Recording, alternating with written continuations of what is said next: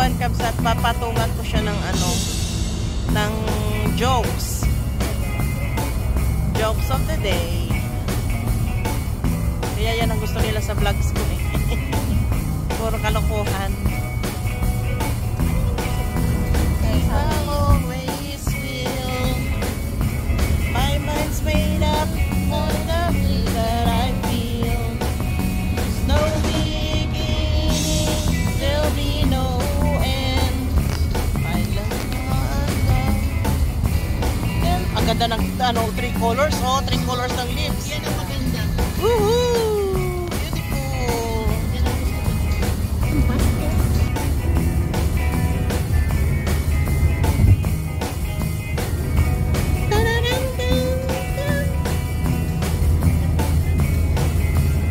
Likod pa lang, kinseng-kinseng.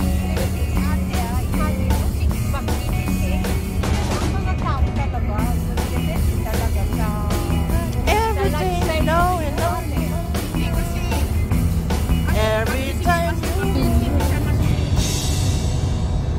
was confused.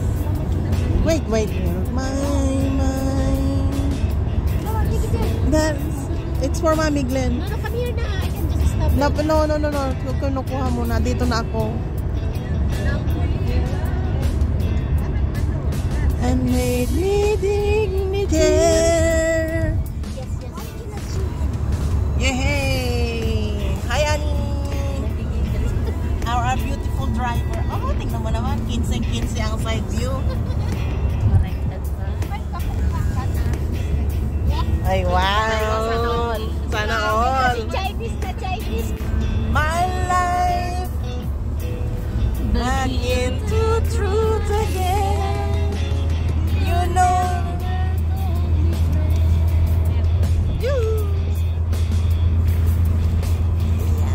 Yan, tinakpan ko yung medyo chikahan namin dito kasi alam mo na medyo censored. Medyo may pagka-berdeng, may pagka-yellow, ganun. Kaya takip-takip muna. Yan. Ayan, tinitingnan, makinood na lang tayo sa magagandang views, diba? Parang ang sarap maging engkanto para tumira dyan sa mga tabi-tabi ng ano, sa mga puno-puno, ganon. Ayan. Nasarap ding, alam mo yung pagka nasa Pilipinas ka, parang ang hirap-hirap maging farmer, pero pag dito sa abroad, parang ang sarap maging farmer.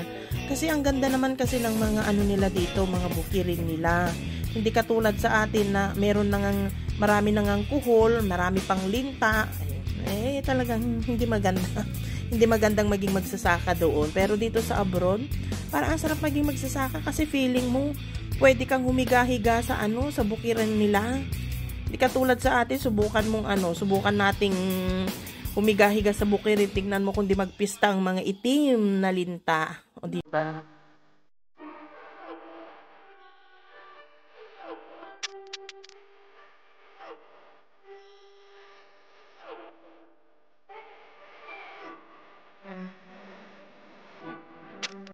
Yan, ang ganda dito din, mga bukirin nila. Kasi inani na yung mais.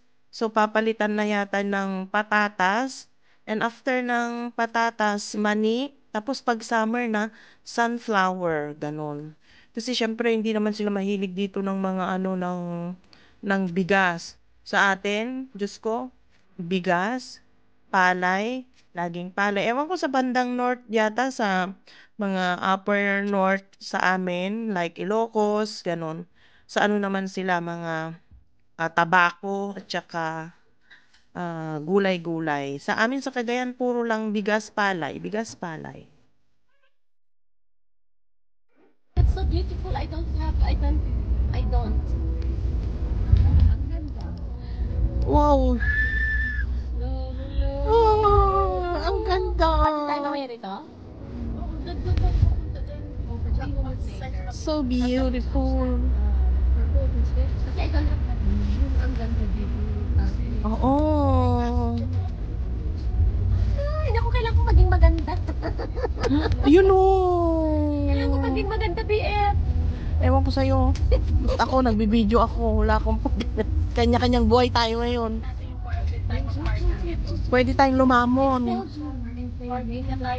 Baka may eat all you can dyan. Oh my God, ang ganda doon. Oo, ganda doon. Kailangan ko talaga. Vildodinan, ayan, Vildodinan. Vildodinan.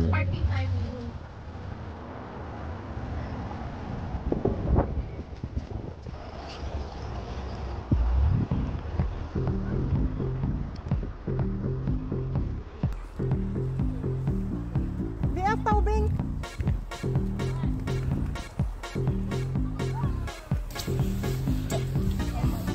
Done. Huh? I'm just saying that because I'm shocked. Yeah. You look at that, how beautiful Belgium is. And this is the country of Kyle. He's in beautiful. This country is more beautiful. The only beautiful is country. Yeah. The first beautiful country.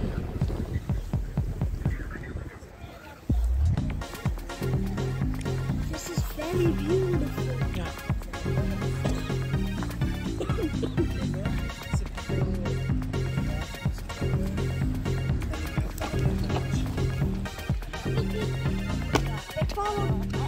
Follow me. Another beautiful country. Uh-huh. Yeah. Planet Earth. Uh-huh. Dima. Namur. And more. I mean, and we ate the pizza. You ate the pizza. Yeah.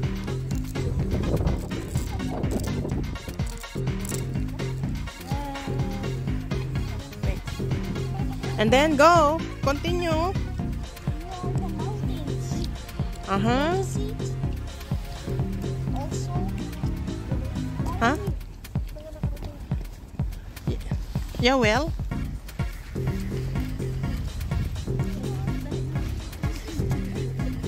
Uh-huh. Ah, there we've been. Down, down, down. Galing po kami doon. Oh, Doon, yeah. doon, doon. Yeah, that's right. Tapos umakyat kami dito, dito. There we go. Planet Earth. Yeah. And then, This is the video. This is the photo. mm-hmm, Here. mm-hmm.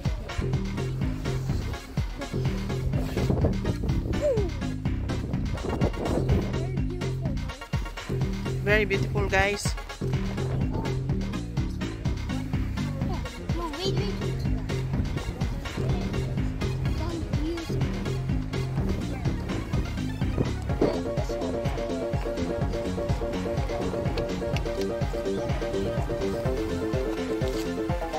Come, darling, come. Kakatak. And that's the street.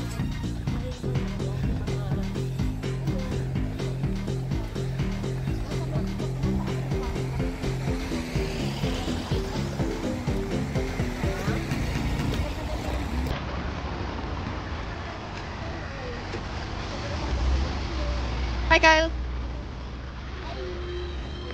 Bye. Say.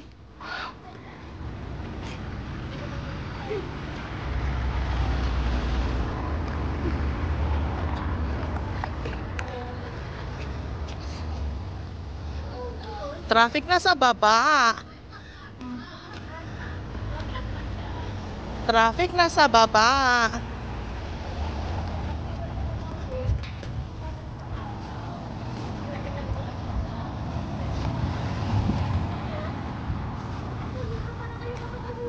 O, dito ka na.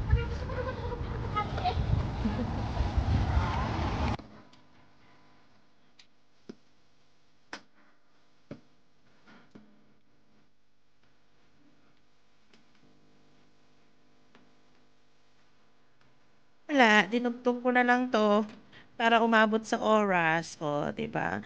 Ito yung dinadaanan ko 'pag tag-foggy day sa pintuan ni ano, ni San Pedring, yan. Nilalagpasan ko naman. Nakukuha sa matinding ano, dibdibang dasal at panalangin, oh, 'di ba? Kasi umiikot ako dito, ito yung shortcut kaysa sa highway. Ang daming sasakyan, kaya dito ako sa bukid-bukid dumadaan. Pero minsan nakakalula kasi wala ka man lang makasalubong, gano'n. Pero okay naman, very peaceful dito. Tsaka mas madali kong marating yung aking destinasyon kasi nga walang mga sasakyan at wala kang mga street lights na dadaanan, yan. Ang tawag po dito sa aming lugar ay Kovo. Gaganda ng mga bahay, parang mga pinagpatong-patong lang na na boxes. Pero ang gaganda ng mga loob, yan. Iba? 'Pag sa Pilipinas siguro 'yan nagpatayo ka ng mga boxes-boxes na bahay na ganyan, pupulutin lang ng bagyo. Yan, lalaki ng mga bahay-bahay nila dito. Dito po sa amin sa Belgium hindi po bibihira po yung mga umuupa-upa, ganyan. Bibihira din ang mga naglalakpat yung mga Belgian kasi talagang pinag-iipunan nilang makabili ng kani-kanilang mga sariling mga tahanan. Yan, mga pag-aari po nila yung mga yan. Tapos yung susunod na mga office na yan, offices, dyan po ang aking trabaho, Office of the Architect.